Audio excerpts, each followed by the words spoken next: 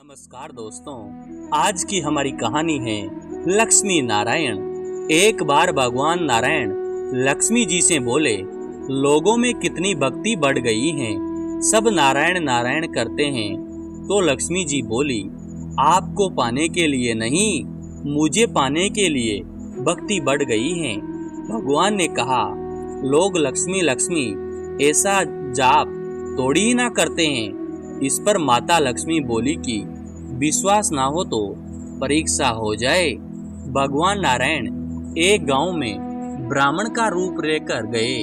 एक घर का दरवाजा खटखटाया। घर के यजमान ने दरवाजा खोलकर पूछा, कहाँ के हो?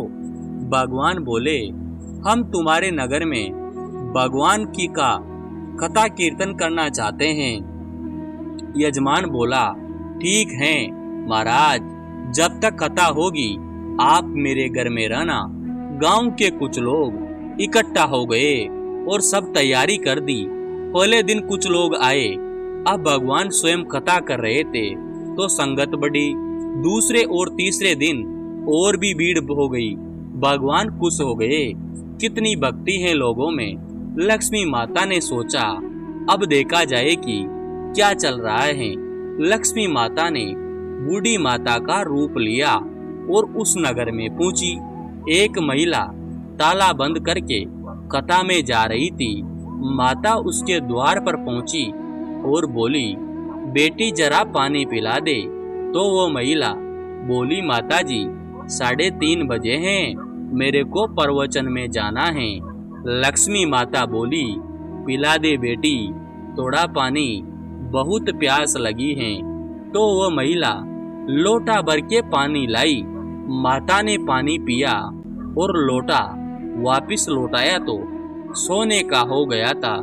यह देखकर महिला अचंभित हो गई कि लोटा दिया था तो स्टील का और वापस दिया तो सोने का। कैसी चमत्कारिता माता जी है। अब तो वो महिला हाथ जोड़कर कहने लगी कि माता जी, आपको भूख भी लगी होगी, खाना खा लीजिए। ये सोचा कि खाना खाएगी तो थाली कटोरी चम्मच गिलास आदि भी सोने के हो जाएंगे। माता लक्ष्मी बोली, तुम जाओ बेटी, तुम्हारा प्रवचन का टाइम हो गया है। वह महिला प्रवचन में आई तो सही, लेकिन आसपास की महिलाओं को सारी बात बताई। जब महिलाएं यह बात सुनकर चालू सत्संग में से उठकर चली गई। अगले दिन से कथा में लोगों की संख्या कम हो गई। तो भगवान ने पूछा कि लोगों की संख्या कैसे कम हो गई? किसी ने कहा, एक चमत्कारिक माताजी आई है नगर में, जिसके घर दूध पीती हैं तो गिलास सोने का हो जाता है। थाली में रोटी सब्जी खाती हैं तो थाली सोने की हो जाती है। उसके कारण लोग प्रवचन में नहीं आते। भगवान नारायण समझ गए कि लक्ष्मी जी का आगमन हो चुका है। इतनी बात सुनते ही देखा कि जो यजमान सेठ जी थे वे भी उठ खड़े हो गए। किसक गए, पहुँचे माता लक्ष्मी जी के पास और बोले, माता, मैं तो भगवान की कथा का आयोजन कर रहा था और आपने मेरे घर को छोड़ ही दिया।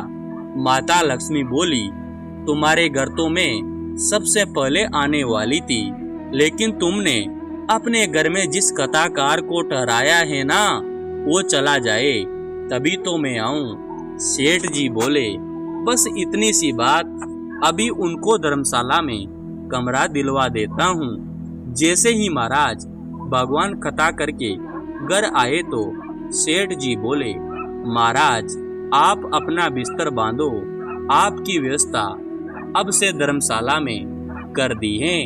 महाराज बोले, अभी तो 2-3 दिन बचे हैं, कथा के यहीं रहने दो। सेठ बोले, नहीं नहीं, जल्दी जाओ, मैं कुछ नहीं सुनने वाला, किसी और मेहमान को ठहराना है। इतने में लक्ष्मी जी आई। कहा कि सेठ जी आप थोड़ा बाहर जाओ, मैं इनसे निपट लूं। माता लक्ष्मी जी भगवान से बोली, प्रभु अब तो मान गए। भगवान नारायण बोले, हाँ लक्ष्मी, तुम्हारा प्रभाव तो है, लेकिन एक बात तुमको भी मेरी माननी पड़ेगी। तुम तब आई जब संत के रूप में मैं यहाँ आया। संत जहाँ कथा करेंगे वहाँ लक्ष्मी तुम्हारा निवास जरूर होगा। यह कहकर नारायण भगवान ने वहाँ से बैकुंठ के लिए विदाई ली। अब प्रभु के जाने के बाद अगले दिन सेठ के घर सभी गांव वालों को भीड़ हो गई। सभी चाहते थे कि यह माता सभी के घरों में बारी बारी से आए, पर यह क्या, लक्ष्मी माता ने सेठ और बाकी सब गांव वालों को कहा कि अब मैं जा रही हूँ। सभी कहने लगे कि माता ऐसा क्यों, क्या हमसे कोई भूल हुई है? माता ने कहा, मैं वही रहती हूँ जहाँ नारायण का वास होता है। आपने नारायण को तो निकाल दिया, फिर मैं कैसे रह सकती हूँ? और वे चली गई। इस कहानी से हमें ये शिक्षा मिलती है, जो लोग केवल माता लक्ष्मी को पूजते हैं वे भगवान नारायण से दूर हो जाते हैं। अगर हम नारायण की पूजा करें तो लक्ष्मी तो वैसे ही पीछे पीछे आ जाएगी, क्योंकि वो उनके बिना रह ही नहीं सकती। जय जय श्री राधे। दोस्तों, आपको ये कहानी कैसी लगी?